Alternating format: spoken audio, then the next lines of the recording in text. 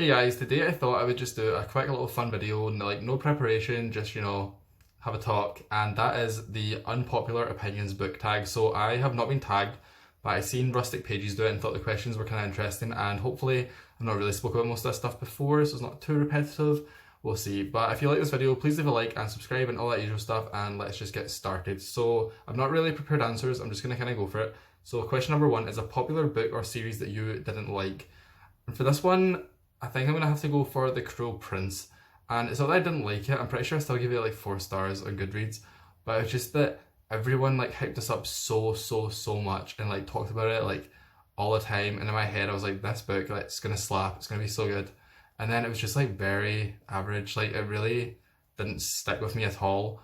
I enjoyed it for what it was, so I guess it's not that I didn't like it, it's just that it didn't live up to the hype, and that really like dampened it for me. I think if I'd just picked this up and read it and hadn't like heard every single person on BookTube talk about it, then it would be, I would have liked it more, but I don't know, it just didn't live up to the hype, and for that reason I'm gonna have to say that's my answer.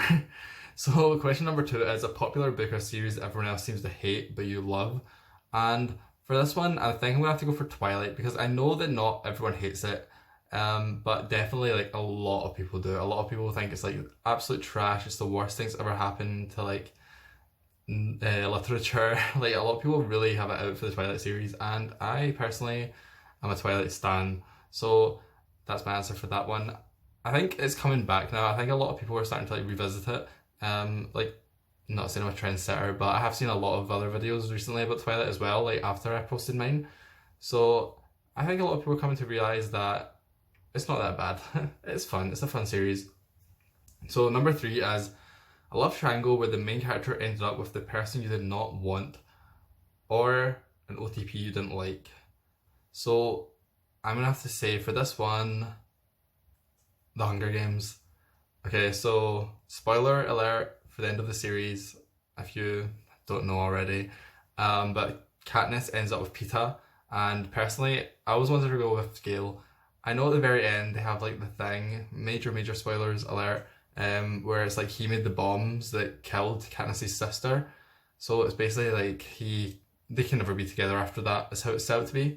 But I don't know, I just thought that her and Peeta's relationship was much more forced, and they don't really care about each other. Like, it's confusing. They do care about each other, but it's very, like, it starts off that they're acting and then it kind of develops into being real, and it kind of goes backwards again, and like, I don't know. I just think that Gale was like there for Katniss through thick and thin. Like, they had more of a connection. They had like history, so for that answer, I'm gonna have to say Peeta.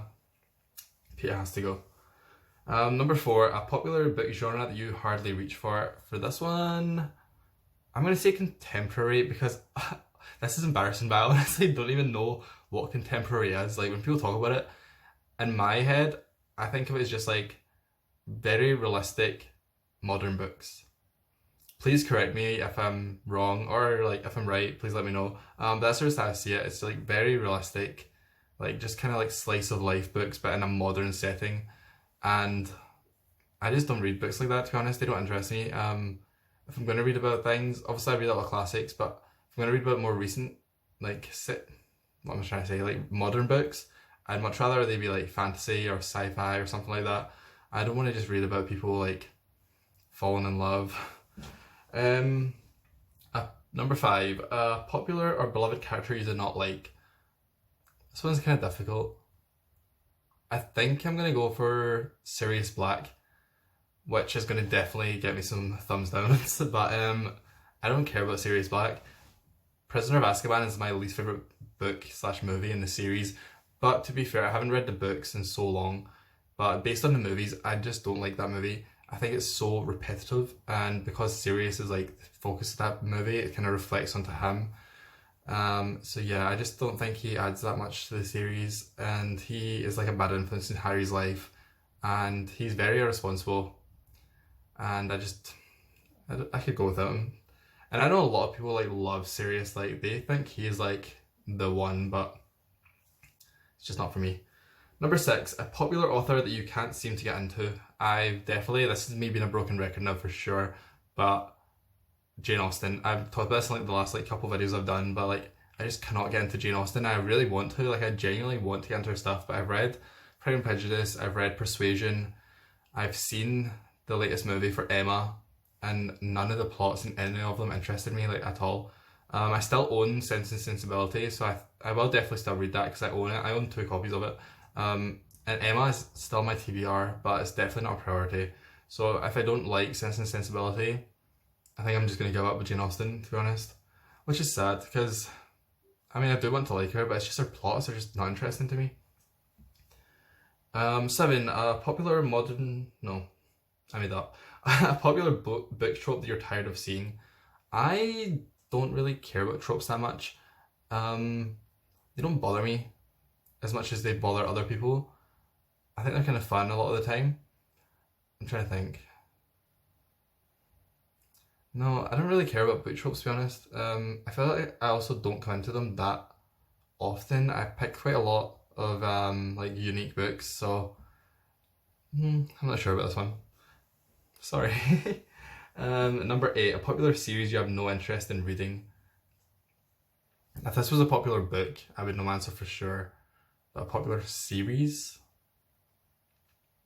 Nevernight. The idea of like assassin skills does not interest me.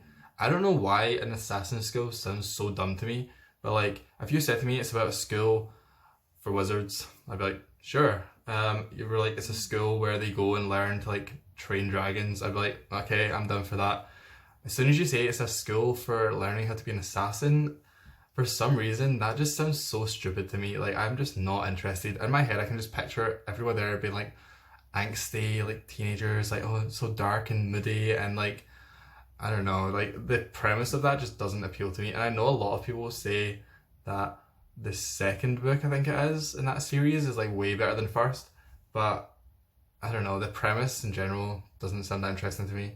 Also, I think the front cover, see how I'm talking about like they're also like edgy and stuff, the front cover looks like a Hot Topic poster. Sorry, I know that book has a lot of fans as well. These are definitely unpopular opinions. So the last question is, the saying goes, the book is always better than the movie, but what movie or TV show adaptation do you prefer, adaptation, do you prefer more than the book?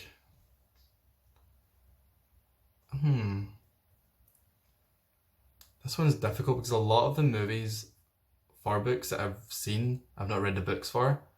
And a lot of the books I read, I've not watched the movies for. Like, for example, Wuthering Heights and Jane Eyre are my favourite books. But I've not watched any of the movies because I just feel like I'd rather keep it all in my own head, if that makes sense. I think the like 2005, 2006 Charlie and Chocolate Factory is a really fun movie. Like, I genuinely still sing those songs all the time in my head. And like the book's really good. Like Roald Dahl is amazing. Like, he's a great children's author. But that movie, just like with Johnny Depp, it just hits different. Like the Oompa Loompas and like, oh my god, it's a good movie. I think I'm gonna have to go for that. That's just kind of out the box. It's just so fun. I love the songs in that movie. Like, see, Veruca Salt. I sing that song in my head all the time. That song is like always in my brain. The Mike TV song I could live without. That one's kind of bad. Every other song slaps so hard. Augustus Gloop.